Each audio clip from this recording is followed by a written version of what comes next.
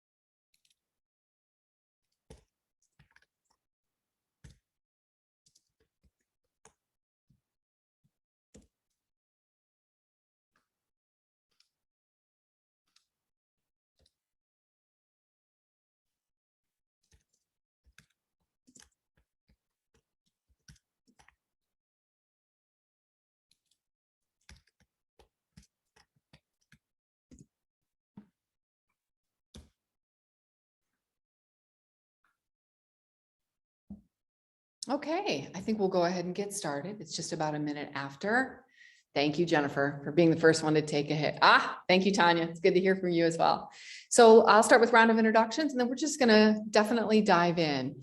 So I'm Amy Smith, Chief Learning Officer and General Manager at Straighterline, and with me today is Senior Researcher and Lead Researcher at UPSIA, Jim Fong. Couple of housekeeping items. We want to make this as interactive as possible. So please, please, please, all the way throughout, load questions in the chat. I'll be monitoring the chat and touching base and doing a shout out for key questions as we go. And if your question got missed or passed or got buried in the conversation in the chat room, please don't hesitate to reload it or ask again early and often. And with that, Jim, I'm going to go ahead and let you get started. Welcome, everybody. Well, thank you very much, Amy. And it's my pleasure to work with you again. And I think that we had a lot of fun last time to figure this thing out. I think our format, just for our audience to know, is that I'm going to roll into this research study that both Straighterline and UPSIA kind of collaborated on. And I'm going to roll into it, but I'm going to kind of use the format as I do in kind of the sports field here, where Amy will be color commenting on all the exciting action that's going to be about ready to happen. So with that being said, let me just do a quick introduction of myself. My name is Jim Fong, the Chief Research Officer at UPSIA. I've been with UPSIA for almost 12 years now, and prior to that, I was at Penn State University, and where I reside, I'm probably about 2 or 3 miles away from campus. So that's my background, but do a lot of research for UPSIA. UPSIA is a 400-member association. We've got about 40 corporate members, of which Straighterline is a platinum member. And we're a member-driven organization. And so as a nonprofit located in DC, we're very focused in on helping our membership be healthy. And we looked at the pandemic as, okay, this is a very serious thing that's happening with our institutions. How do we come out of this healthier, stronger, or at least more competitive? And so we embarked on a research effort in basically 2020, 2021 to get people information, get institutions information. So as we emerge out of the pandemic, which kind of feels like we're doing now, that we can actually do things better, quicker, faster, and for a new economy. So that's kind of the overview of UPSIA, myself, and how we saw this initiative happening. Straighterline and UPSIA, we kind of identified a piece of the research agenda that's really kind of focused in on the disengaged student. So let me actually just kind of roll into an overview of what I see happening. And I think the timing was right in all of this. When Amy and I started our discussions, I think probably late 2020, we were talking about how the economy is changing and how higher education is changing. And we needed to kind of look kind of 2 moves ahead, basically. And with the pandemic happening, we started seeing things that were happening where students were starting to disengage. But even prior to the pandemic, there were a lot of trends that were saying this is a problem that we're kind of ignoring, but it's also an opportunity for higher education kind of to do the right thing and to re-engage with the student. So what you're seeing in front of you is a chart on the National Student Clearinghouse. And it's basically 2 charts. One is period over period fall enrollments. And even before the pandemic, we basically had lost almost 1 million students. And that was a downward trending, yet despite flat demographics for the 18-year-old. The other thing that was actually happening, which should have given us more students, is the fact that high school graduation rates were increasing during this time to all-time high levels. So we should have had that pipeline that was at least flat or increasing, but we saw a downward trend every fall. That further continued, obviously, as a result of the pandemic. And in fact, it dropped down very significantly. In fact, undergraduate student enrollment fell by 6.6% from fall 2019 to fall 2021. And so this is something where now we have, over a course of a decade, 2.5 million less students that are in our higher education pipeline. And they're all sitting on the sidelines, basically. Something has happened, and so we've got to start addressing it, and rather than looking at it as a problem, looking at it as an opportunity. So what we actually did is we decided, okay, let's actually do a study to help better understand this. And so we got together, and in 2020, in the fall of 2021, we actually did a very significant study of those that have disengaged, basically. Those that were in the age range of 20 to 34 years old. And we actually had about 1,021 of them. And, drawing the random sample, looking at participation rates here, 63% identified as female, 33% as male, and 4% as other or non-binary. So we actually had a pretty robust sample here. And this is, again, part of a research agenda for UPSEA that was very comprehensive here. We looked at marketing, we looked at other things within, and we're going to be releasing a study on employers next, but this was a pretty significant piece of our research effort for 2021. So what actually happened here is we identified six segments, 6 personas. And we did the psychographic analysis and usage analysis and personalities, and we ran all these multivariate statistics. But what kept on coming up as significant were age categories and gender. And so, although our sample size, tended to be obviously heavy on females and males here, we clustered on them just for this purposes. Although we want to be we want to acknowledge the need to be inclusive. This is the way the statistics fell for the most part, and they fell on age and gender when we looked at an interactive effect when we started looking at our statistics there. But it was kind of interesting once we started looking beyond the numbers, what was really happening here. And so we put although we didn't have actual faces here, we gave them names just so we could get another step further. And we had Valentina, who was age 21, newly disengaged learner, has certain goals and we're in perceptions toward higher education. Then we have Max, who's a Gen Z male who's newly disengaged, but he is left for other reasons. And some of them are the need to make money immediately and some self-esteem issues potentially. Then we've got Elise, who's a young millennial female, and then Carla, who's a mid-millennial female.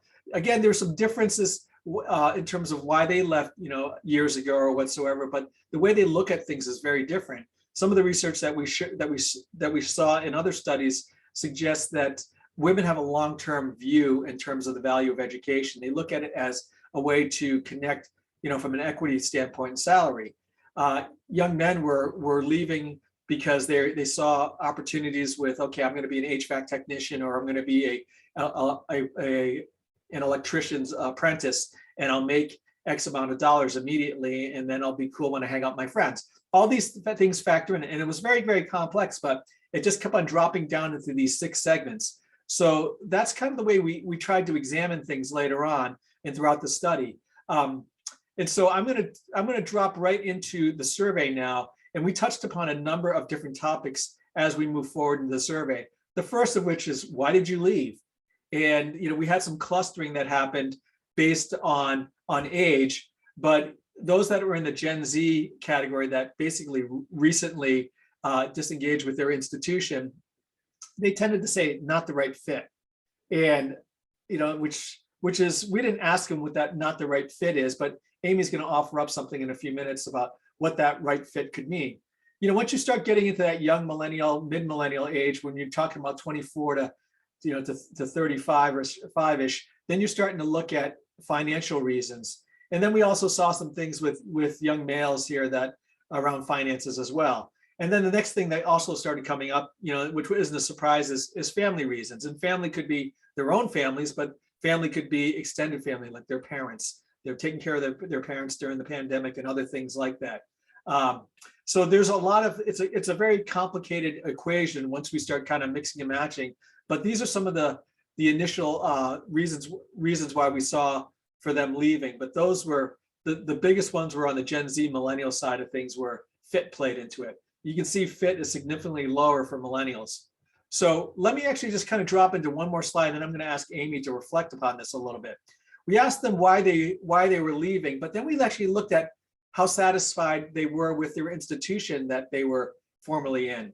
So if they're extremely or very satisfied, really, you're looking at family reasons for the reasons why they left, or financial reasons. Somewhat satisfied, it was financial reasons for the most part, and then that fit thing comes up. When they're dissatisfied with the institution, then the not the right fit comes up, but then finances come up as well. And then there's a few other things come up, like change of program delivery or lack of time. So you can kind of see that, what role the institution has in all this or doesn't have into this, or what their experience is with the institution can play into it. I often feel that when you're not at all satisfied and you're not very satisfied and financial reasons come up and not the right fit, are you really questioning what the value is of education or the educational experience? So I don't know if you have any reflection on this, Amy, or some further interpretation on that, but that's the kind of extent of my kind of statistical on the surface view on this. Absolutely. So thank you. Can you go back one slide? I want to talk about that. And I want to read Tara first aloud has commented in the chat, finances and fit go together when a student doesn't feel like they're getting what they're paying for, 100% and 100%. So thank you, Tara, for putting that out there. One of the things that we at StraighterLine have the opportunity to do, we have student ambassadors and student focus groups. So we have a qualitative arm of our labs division, research and development division. So we just have access to StraighterLine students. Last year, StraighterLine had over 40,000. We actually had about 45,000 students come through a StraighterLine course. And so we tap students all the time. We ask them the same set of information. Here's what I find super fascinating about Gen Z. We asked, so what does not the right fit mean? Like, does this resonate with you? Is not the right fit a real reason why you might have paused or stopped out? And our Gen Z students told us 3 things around not the right fit. One, when the school did not help me have a sense of identity as a college student, they actually said, I needed to understand what it meant to be a college student. And I didn't get a lot of support in figuring that out. That came out loud and clear. The second thing they told us was a sense of belonging. Were they in the right place at the right time in their life? And the third thing that Gen Z told us about the fit was community. They had a hard time fitting in and belonging to the community or becoming a member of X school or whatever university that was. So Gen Z, the number one reason they left, not the right fit, was about sense of self, identity as a college student, community, and belonging.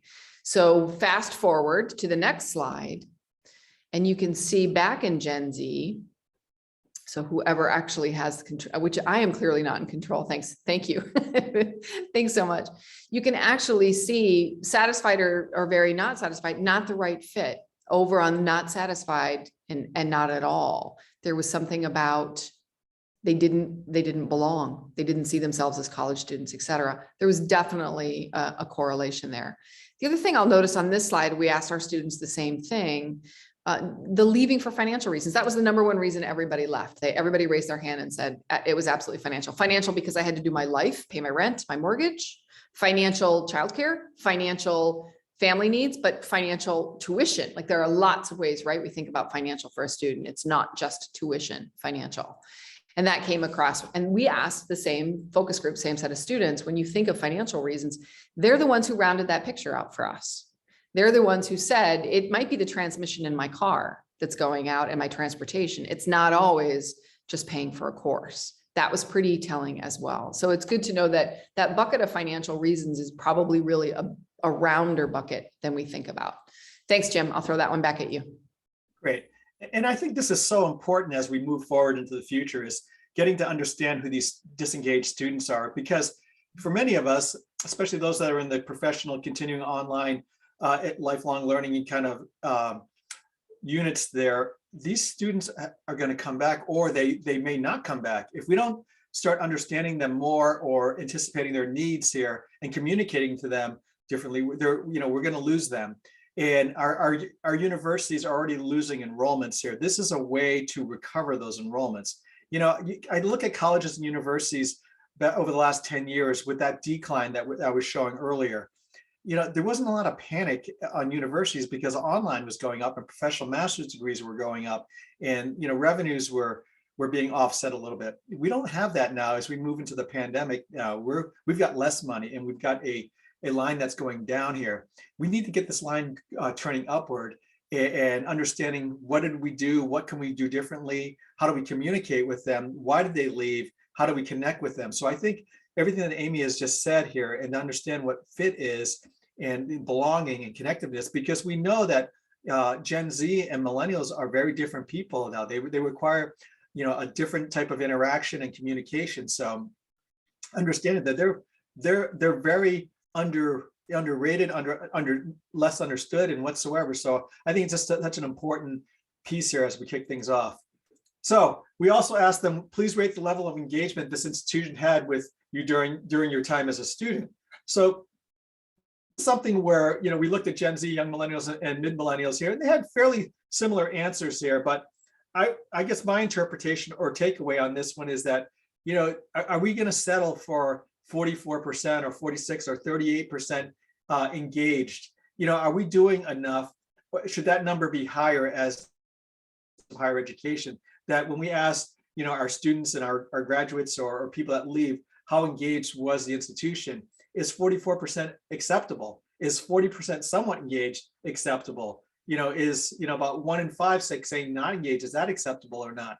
This is a variable which we'll study a little bit more as we move forward, but it's a number where I question about, given what I know of Gen Z and young millennials here, do they require more engagement or not? And it's a question where Amy might be able to shed some insight. I don't know if you've got some insight right now, Amy, or you can do something in the future, but how does engagement play with being able to either re-enroll the student or retain the student? Yeah, a really good question. And then I want to read a great question Tara's asking us as well. So Jim's going to go into a lot more detail on this one, but Tara's asking this question and it all goes together. What does being engaged really mean to these students? And what does it need to mean? So thank you, Tara, for asking that question. So when we talked to the students from a qualitative lens and talked about engagement, they had multiple human touch points in some way. And they also knew that somebody knew how they were doing. That was the number one thing they told us. Could have been an advisor, an enrollment person. It could have been somebody in student affairs, somebody in a club, or even just a professor, but they could name somebody who knew how they were doing and that they felt valued because they knew how they were doing. So engagement isn't just communications. It isn't just touch point. It isn't just student tracking, right? Student success. Engagement to these students is, who I am and how I am. And that's what they told us loud and clear. Thanks, Jim. Very cool. All righty. So now we're at the stage here where, what does it take to get them re-enrolled? We learned about why they left. And, it's something where I will pose a question eventually to Amy is, do they leave? The reason why they leave and the reason why or the potential to re-enroll, is that going to be the same thing or not? But let's actually look at the motivations to re-enroll. Again, if we look in the surface here, all 6 segments said personal goals. And that sounds kind of obvious there. It sounds like, okay, everybody has a goal. Otherwise, they might not have gone down this path, but it was the top metric here, 57, 62, and 62%. Where things start getting different here is, it could be a lifestyle thing, or maybe it's a cohort thing where, they started off in a different mindset or not. But Gen Z, the ones that are recently disengaged here, they want to improve salary. And when we started slicing this data up a little bit more, that actually started skewing a little bit more male in terms of wanting to improve salary. Career advancement and love of learning was 3rd and 4th. Then you look at young millennials, love of learning came up 55%. And then when we looked at gender there, that was skewing more female. So there was a lot of things to learn about some of the differences there based on the segment. Career advancement, 46%. This is also something where middle-aged millennials, 47% said career advancement as well. When we started looking at that, then we also had a gender shift here a little bit more. Women were more likely to say career advancement as well. I think they look at it as more of a salary equity kind of situation, because right now it's imbalanced here. They know that education could be a deciding factor there. So Amy, do you want to kind of plug in on this one a little bit more? Because I know you've done a lot of work here. Yeah, I'm super passionate about this one. So one of the questions I always had in the research was, well, if we leave for 3 reasons, like who leaves and why, right? Okay. Everybody says predominantly we leave for financial reasons. Second, family, right? Obligations. Third, fit.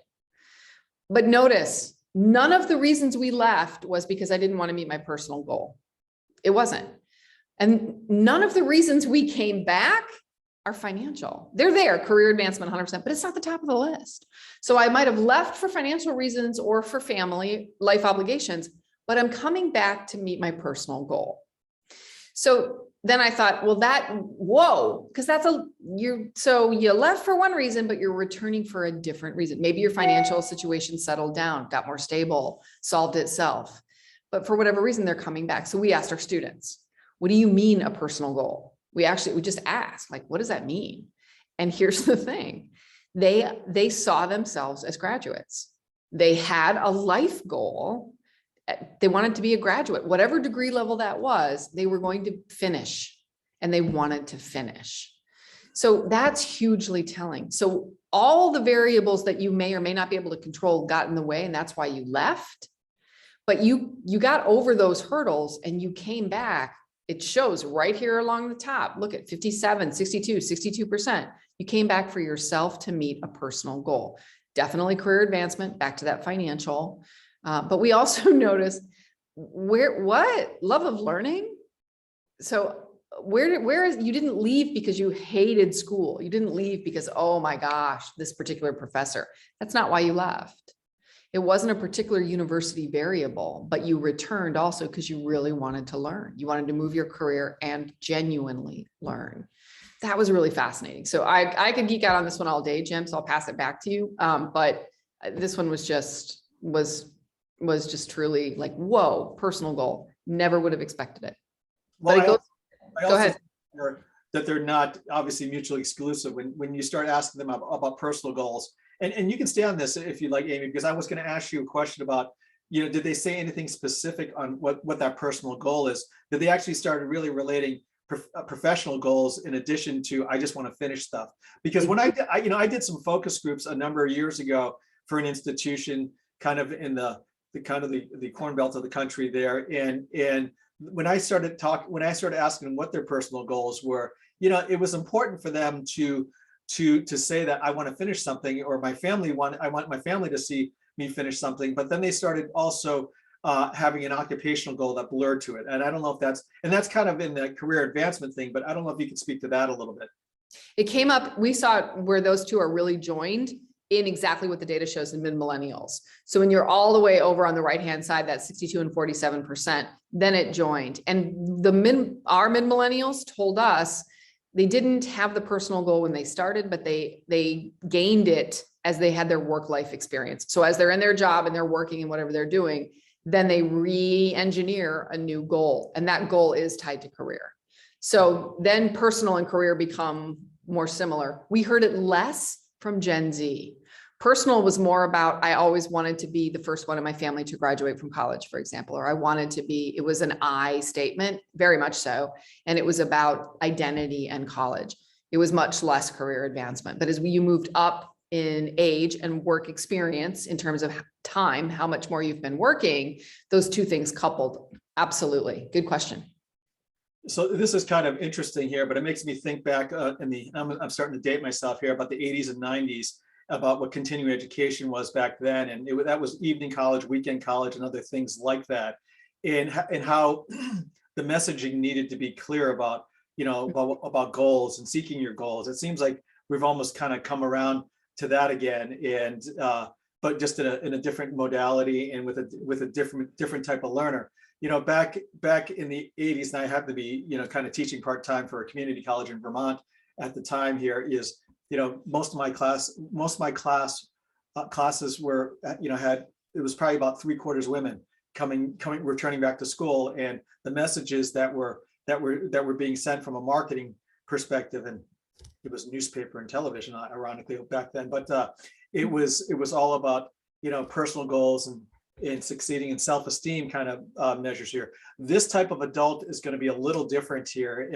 You know, we look at this adult being very, very different and actually more complex and more segmented. So I think those are some certain factors that we need to think about as we try to re-engage them in the future. Okay, let me actually kind of drop. You've got one more question from Amy Samuel. She asked, are you seeing these same trends discussed in non-traditional or older students like Gen Ed? Are we seeing those same trends in older, you know, non-traditional or Gen Ed? And I responded in the chat by saying that we actually didn't have a large enough population of respondents. That wasn't a key target for us, Gen X. So it's not part of the data, but I wanted to pause because you and I both read way too much.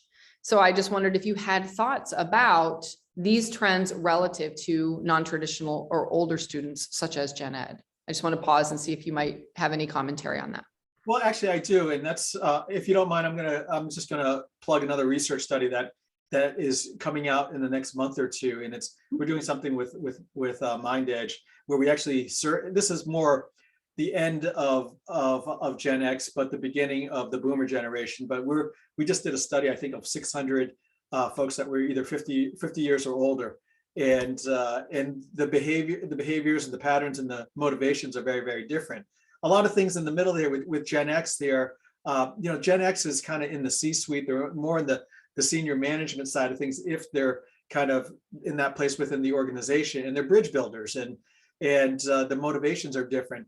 There's also a lot of research that's being done about career changing as well. We're looking at the Great Resignation, and folks are switching. They're questioning themselves. They're actually saying, I got this job, you know, 10, 15 years ago because, you know, it was the right thing to do. I may not have loved it, but now I'm going to switch. So there are some things that are happening as a result of the pandemic, as a result of, and now the Great Resignation's happening, where people are changing careers. There's a lot of things that are done, but there's not a lot of studies there. There's a few things that are coming out by you know, chambers of commerce and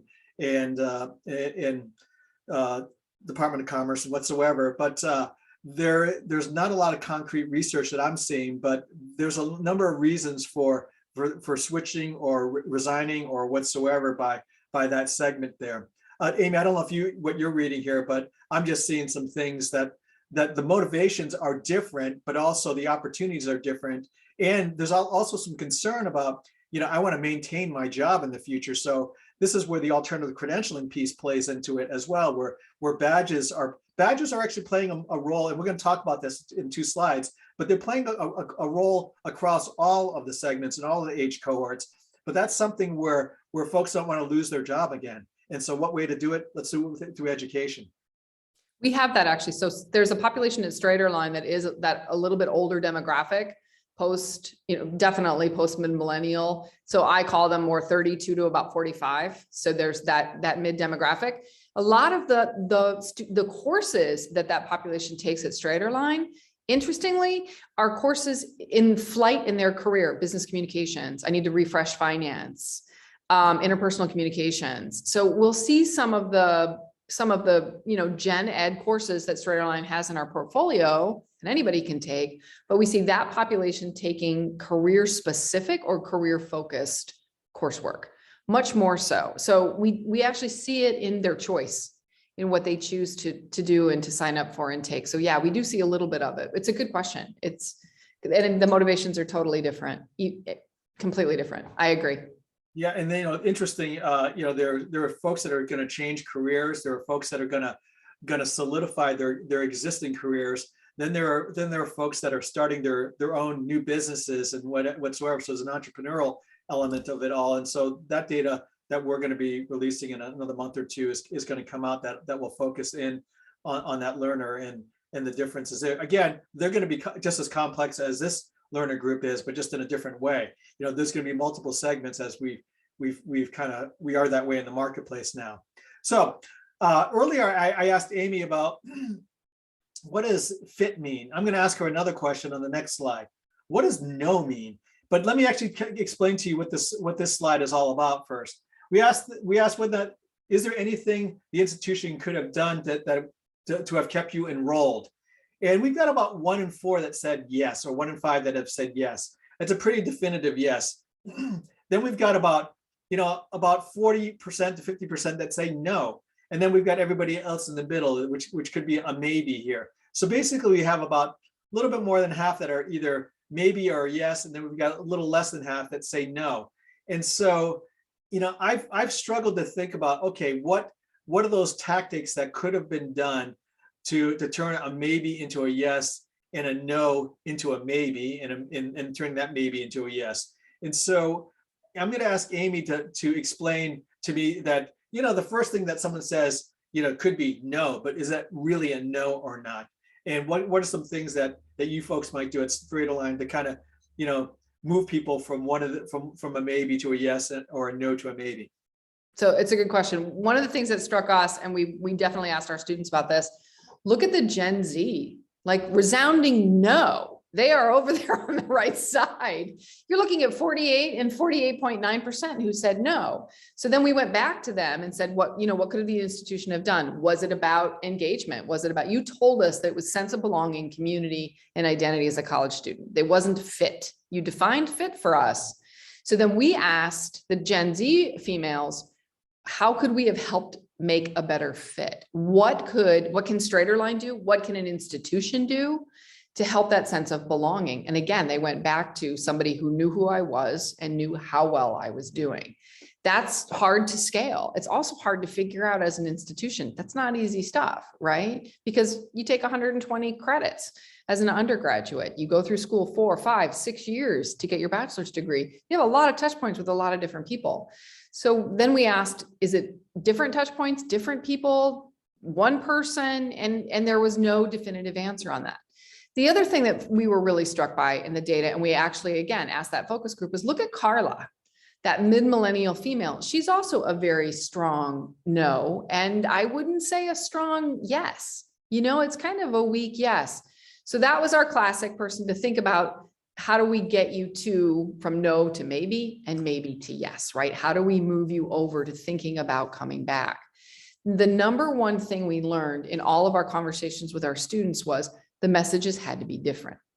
So the learning at Straight-Align and with our university partners, we think about disengaged students as a whole a bucket, all the same person, and they're absolutely not. Their motivations are different. Why they left is different. Why they might return, how they consider returning is different, even to the point where will they even consider going back, which is this slide, is different. So although we have 3 different generations and only 2 genders, we have 6 distinct personas. So for us at Straight-Align, then we started to think about, okay, how do we talk to you in advising? How do we text message you? How do we check in with you? And should that be 6 different ways? Because we have different people. And the answer from our student focus group was, it should, and yes.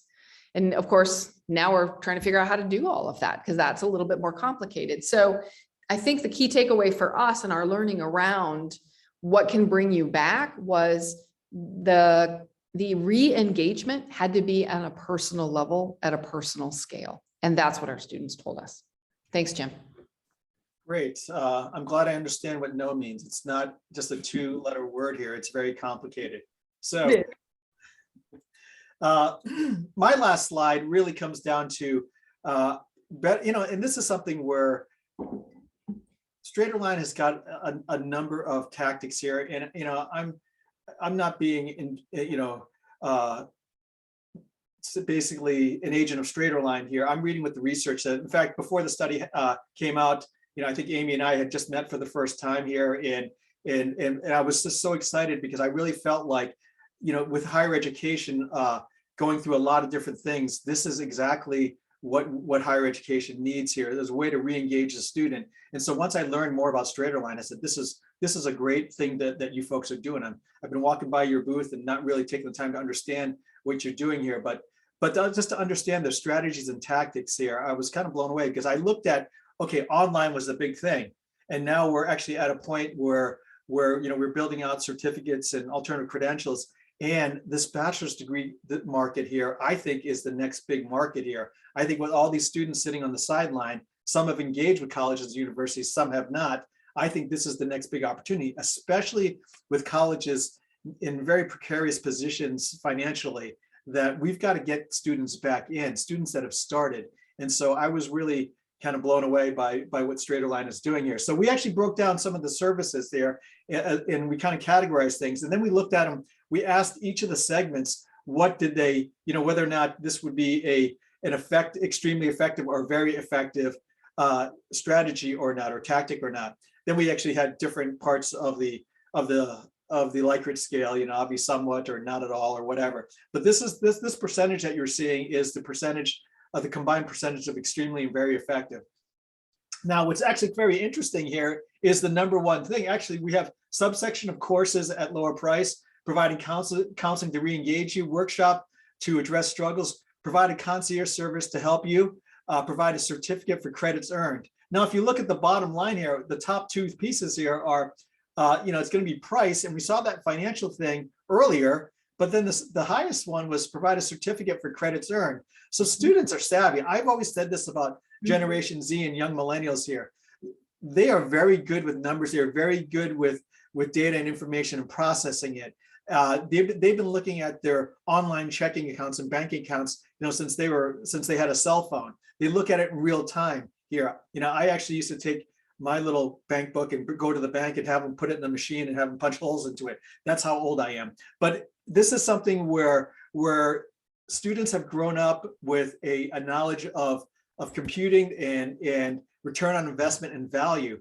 And so they understand 120 credits. It's like, 10 fingers on their hands right now. How do I get that number down a bit? How do I actually get more value in the equation here? And if you look, it's the highest percentage here. They want to get a certificate, or they want to get some acknowledgement, or they want to get some value. The next piece here is on the price thing. They're very, very savvy. They're doing all those calculations there. And the next piece here is this is kind of an interesting thing. Workshop to address struggles and concierge services. Those two were very, very different on men. If you look at it, Max 70%, workshop 70%, concierge. Chen 70%, 60%, and then Chris 61.5%, 64.5%. They were significantly higher than their female cohort in that segment there. So Chris and Carla are significantly different. Chen and Elise are significantly different from each other. Max and Valentina are significantly different. So it's all about, is it about talking to somebody at that point regarding young men at all, in terms of those that have disconnected. But overall, across the common denominator, across the board is value. And it looks like that certificate and that price kind of play hand in glove there. Amy, that's my interpretation. Tell me if I'm wrong. Tell me if I'm right. Tell me if it's more complicated than that. So let me actually ask you for your commentary there. Deal, because I love this one. So I'm going to do a couple things. I'm going to geek out for 2 seconds. Thank you. And then I do have an anonymous question around Straighterline and accreditation that I definitely want to answer. Thank you for asking. So here's what I find fascinating about this. Look at Carla. Look at your mid-millennial female. Now you remember on the last slide, she was a no. The no was all the way over. Nothing a school could have done was 48%. And here she's saying, nope, that won't do it. Nope, nope, nope. And here's the best part. Okay, look at the demographic of higher education. You're looking at over 50, almost 62% female right now. Okay, that's our disengaged. I mean, you're looking right at her and she's talking to you. But here's something else I found really fascinating. That far right-hand side, provide a certificate, that speaks to, I want credit for what I've learned and I want to use it. Just because I'm not done with the degree doesn't mean I don't want to move my career, move my financials. So we learned why you left, financial reasons. One of the reasons you would come back for career advancement, right? That was the second key reason. Well, look at this. This tells us that if we bundled and packaged sets of learning into smaller stackable credential levels that I can badge or share with my employer or share to get the next job, that's useful to me. And that is its own currency in addition to working toward the degree. Hugely important. But what I also like is the subsection of courses at a lower price. So we're actually seeing this trend in higher education overall.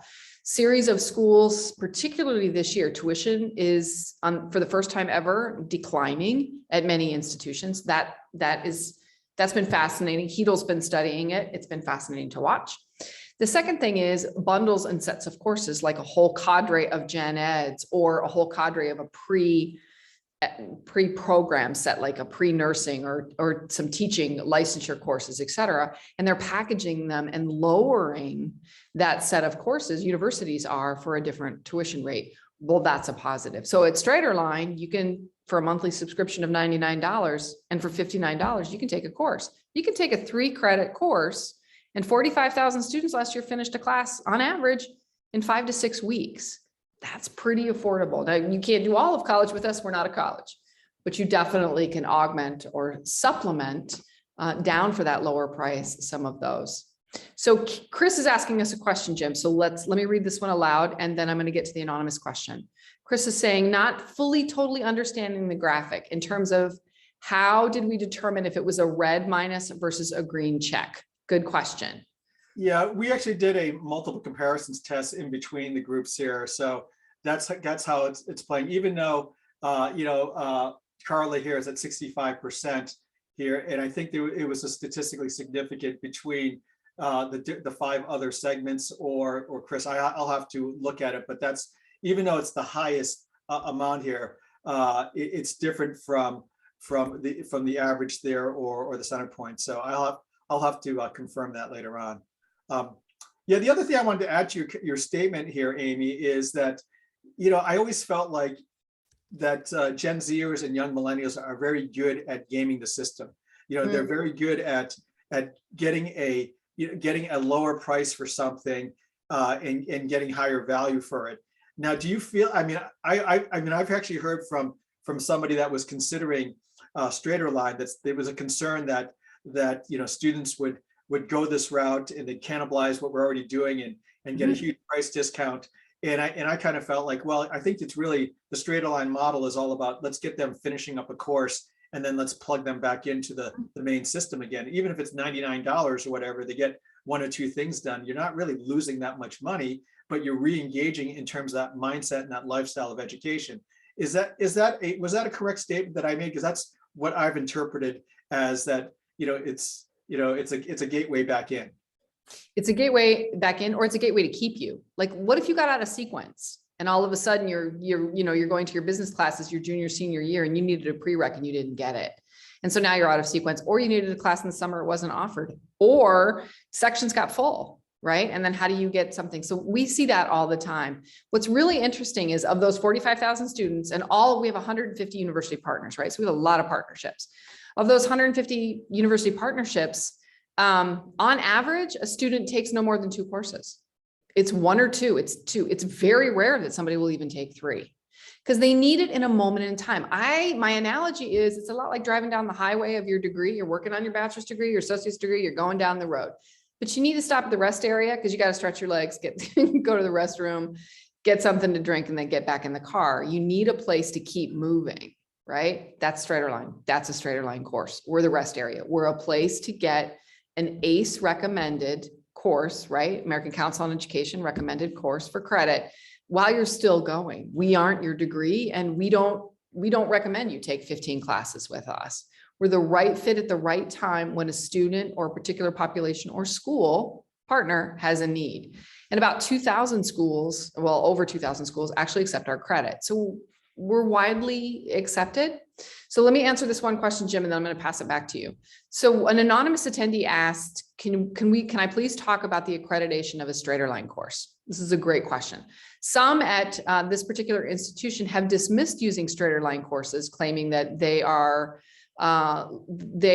just less expensive online options to meet general ed, that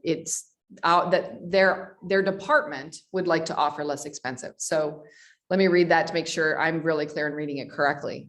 This particular institution, some in their online department would like to offer less expensive online options to meet gen eds.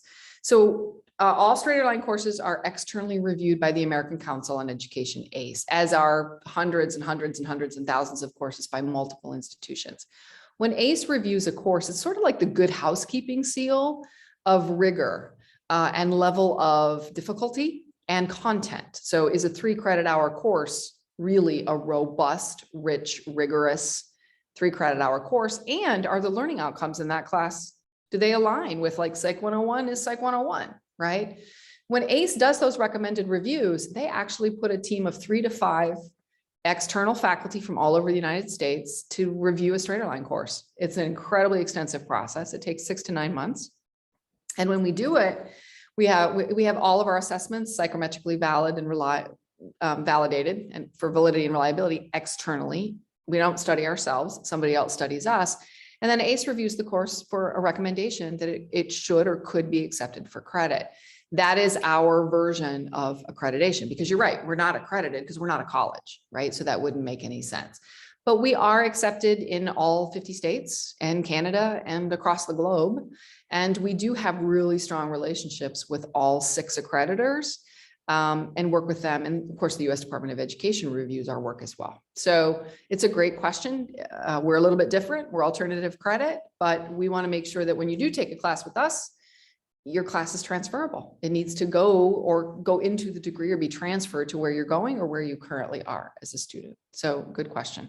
All right, I'll pass that back to you, Jim. So I apologize. Thanks for that. I think we're at the point right now where it's Q&A time, and we've got about 14 minutes to do so. So I think this has been, for me, it's been very eye-opening. And it's, for me, I was looking at that next kind of battleground for higher education, and I knew it was going to be baccalaureate degree completion, and then you folks rolled into the door, and that's when we had our discussions. It's like, oh, this is great. And it's kind of like where I was looking at 5 years ago when I looked at cybersecurity. I said, we have a problem coming up, and we need more cybersecurity content in our UPSIA community. And along came a number of providers. I mean, this is in coding as well.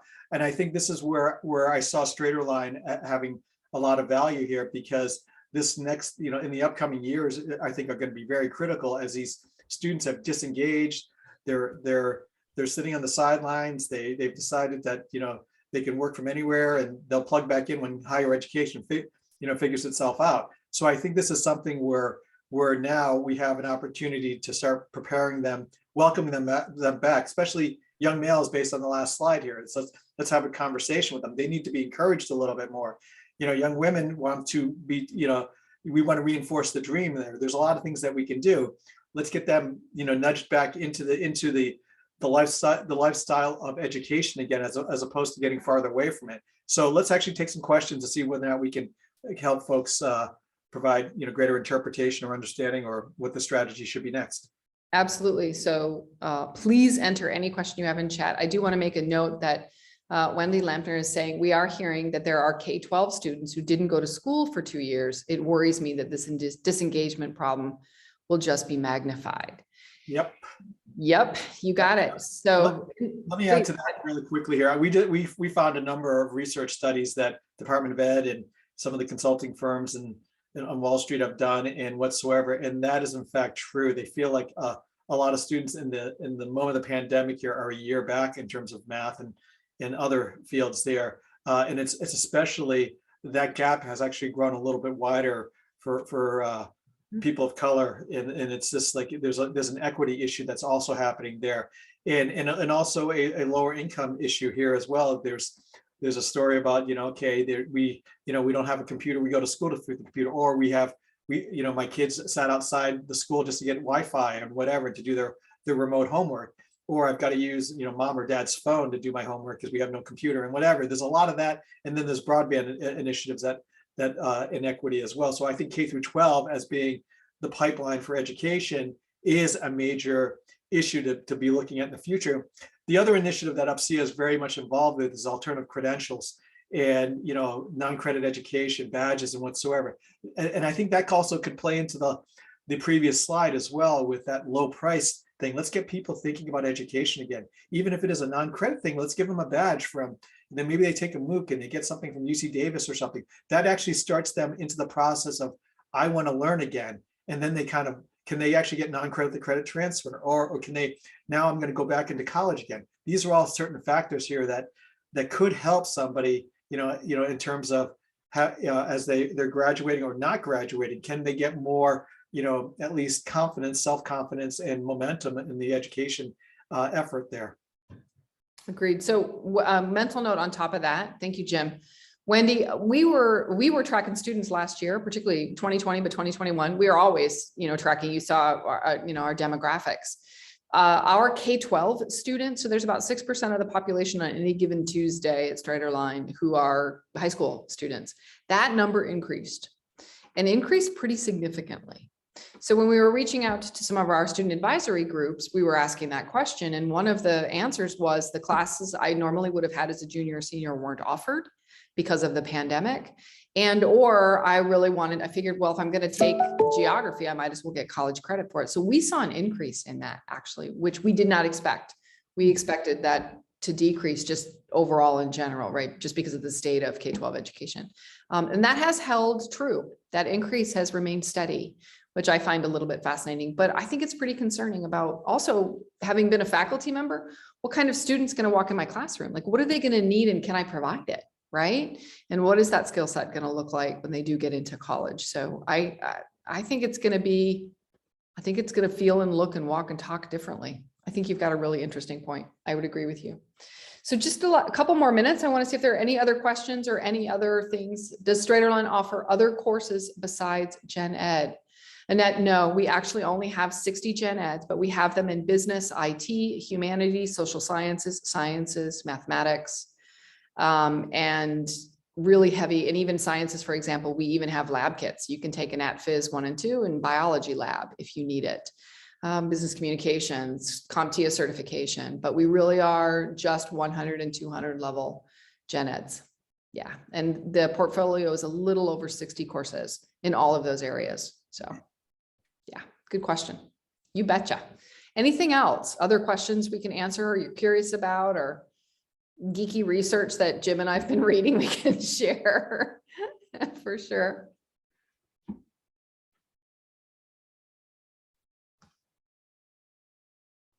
Oh, I've got two in the QA box. So here's one. What are Straighterline's highest enrollment courses that are transferable to a college and university? We do actually have a top 10 list in that you will see things that are pre-nursing, like nutrition, anatomy 1, and physiology 1, and AtPhys 2, college algebra, huge course, sociology, psychology 101, biology 101, and chemistry 101. Those are our top courses. Probably because it's hard to get into chem and chem lab, to be honest with you, but those are ones that have 10, 12, 15,000 students in them at a time.